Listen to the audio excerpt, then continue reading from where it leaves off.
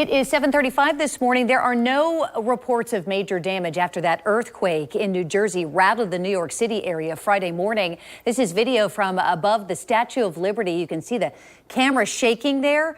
Earthquakes are uncommon in the Northeast, but they do happen, as we saw on Friday. They are even less likely in our area. You know, Florida is not without its own history of quakes. According to the U.S. Geological Survey, a magnitude 4.4 quake actually happened near Putnam County in 1879. Now, joining us this morning on the morning show is Adel ElSafty. He's a civil engineering professor with the University of North Florida. Good morning. Thanks for being here. Thank you. First of all, what was your reaction Friday when you heard about what happened in New York? I was thinking we should expect the unexpected. I mean, it's right? like really, we didn't expect much seismic activities in the east, and usually we think that the phenomena of earthquake is related to the west in California and the fire ring and all this stuff, but to have it in the east, that is kind of shocking. But we still had that a few years ago in 2011. We had in Virginia, we had seismic activity. We had an earthquake that damaged, I believe, the Washington Museum there and the cathedral. So it seems that we're going to be seeing more frequently stuff like that. 5.8 magnitude of an earthquake there in Virginia, and we had something in Philadelphia and Delaware. So it seems it's happening. Right, and so I think that everybody just needs to be prepared.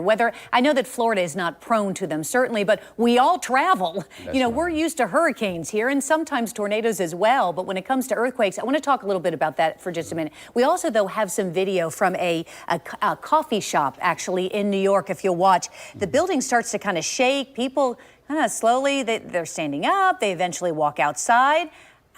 I mean, what should they be doing? Yeah, and usually when they have an earthquake, if you're inside, stay inside. If you're outside, stay outside. Stay away from the walls, because the three major things that can contribute to injuries and fatalities basically is the falling of walls, the crumbling of the walls, and flying objects and glass that is going to be in the air, and these are the ones that they are causing injury. So your best option is to implement the drop, cover, and hold on. So basically you drop to the ground, cover by crawling under a sturdy table, and you just crouch down and to protect your head and eyes, and hold on to this table that you're having and wait till things calm down. This is basically the best thing that you do, and you practice doing that ahead of time so that it becomes like a second nature and it will come automatically to you.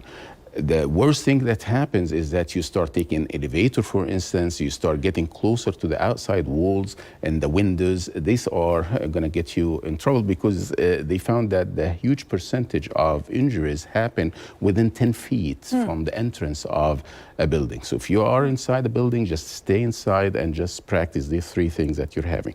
And bear in mind as well that fire can happen. This is one of the most related hazards associated with seismic activities. Seismic activity is a huge amount of force that's happening, and we should take that seriously and be aware of any kind of glass, any kind of leakage of gas. I think that there's an instinct, and you can see because they're just not used to having an earthquake in New York, why they responded the way they did. But I think there is an instinct to just run outside because you're worried, where we see in other areas that, you know, a building, and particularly maybe more in third world countries, but a building comes down on top of you. But what you're saying is don't run outside. Don't run outside. And the danger of running outside is that the walls will fall. Even bricks can just break loose from the building itself and can cause injuries. We've learned, certainly, and we warn our viewers also during instances in which there could possibly be a tornado in the area, to go to a room that doesn't have any windows, a bathroom. Right. Is that a good idea or not then when it comes to earthquakes? It is advised to have something without any windows so that the flying debris and stuff cannot hurt you.